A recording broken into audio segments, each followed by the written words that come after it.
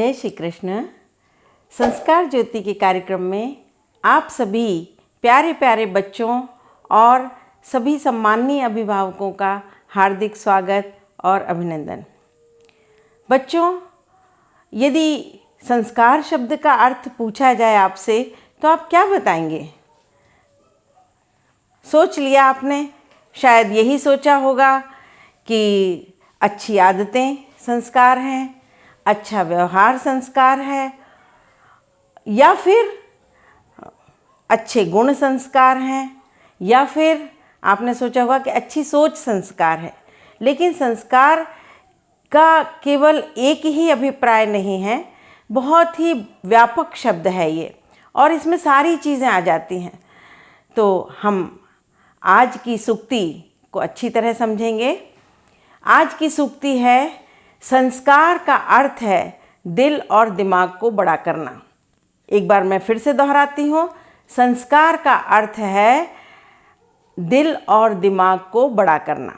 अब यदि कोई भी आपसे पूछे कि भाई आपने संस्कार ज्योति कार्यक्रम किया है तो बताइए संस्कार का अर्थ क्या है, तो आप एकदम से बोल उठेंगे। क्या बोलेंगे?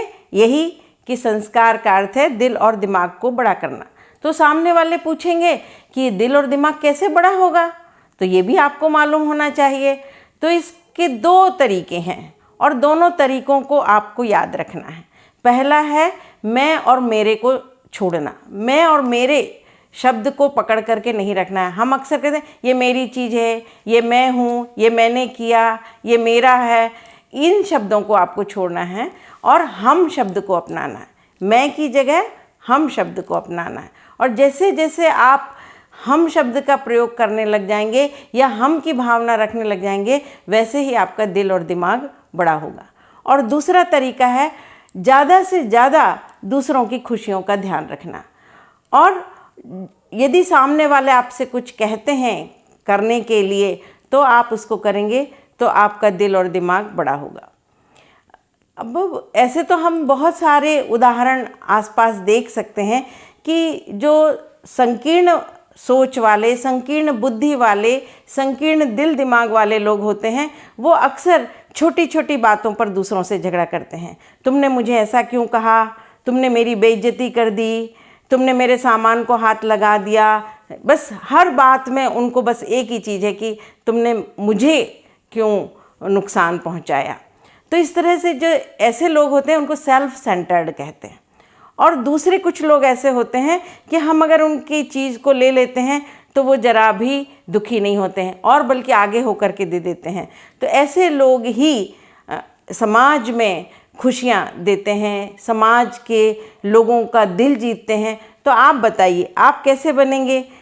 छोटी सोच के बनेंगे या बड़ी सोच के बनेंगे? तो आज ही निश्चय कर लीजिए, कहीं ऐसा ना हो कि आप जब बड़े हों तो लोग कहें कि भाई ये व्यक्ति जो है वो बहुत ही सेल्फ सेंटर्ड है। और सेल्फ सेंटर्ड लोग ही, आपको बताऊं मैं, कि मानसिक बीमारियों का शिकार होते हैं और नकारात्मक भावनाएं भी उनमें सबसे पहले आती हैं। तो प्लीज़ मेरे प्यारे प्यारे बच्चों, इस बात का बहुत ध्यान रखें और अभी से प्रयास करें कि आप अपने दिल और दिमाग को बड़ा बना सकें। तो एक छोटी सी कहानी आपको सुनाती हूँ और ये कहानी आप सुन करके अपने फ्रेंड्स को ज़रूर सुनाइएगा। एक राजा का दरबार लगा हुआ था और वहाँ पर एक संत ने आकर कहा कि हे राजन, मैं आपके यहाँ 7 दिन का एक प्रवचन करना चाहता हूँ। तो राजा ने कहा बहुत खुशी की बात है। राजा ने अपने पूरे राज्य में घोषणा करवा दी और दूसरे दिन से सब लोग उनके यहाँ प्रवचन सुनने आने लगे। जब 7 दिन हो गए तो राजा ने बहुत सारे दान दक्षिणा दे करके उनको विदा किया। तो जाते जाते राजन ने पूछा कि स्वामी जी, मुझे मेरे एक प्रश्न का उत्तर दीजिए। उन्होंने कहा बोलो क्या है? तो उन्होंने कहा कि व्यक्ति बड़ा है या गुण बड़े हैं?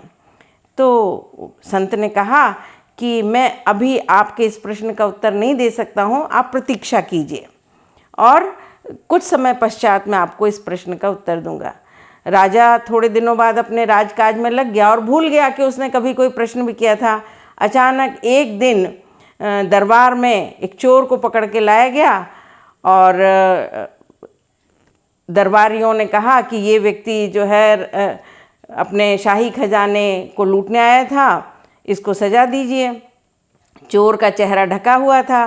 राजा ने कहा कि इसको फांसी दी जाए, फांसी लगा दी जाए।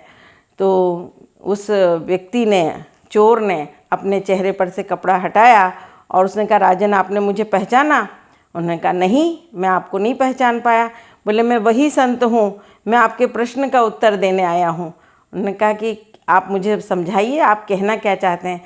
आपने प्रश्न पूछा था कि व्यक्ति बड़ा है या गुण बड़े हैं, तो मैं आपको यह बताने आया हूँ कि उस समय जब मैं संत के रूप में आया था तब आपने मेरा सत्कार किया था, मुझे दान दक्षिणा दी थी, और आज जब मैं चोर के रूप में आया तो आपने मुझे फांसी दी। तो अब आप ही समझ जाइए कि व्यक्ति बड़ा है या गुण बड़े हैं। राजा को उनके प्रश्न का उत्तर मिल गया। उन्होंने संत का फिर आवभगत किया, उनका सम्मान किया और उनको विदा किया। तो बच्चों, कैसी लगी आपको ये कहानी? अच्छी लगी ना? तो एक बार जोरदार ताली बजा दीजिए। और अब हम आगे बढ़ते हैं अच्छी आदत के लिए। अच्छी आदत सीखनी बहुत ज़्यादा ज़रूरी है।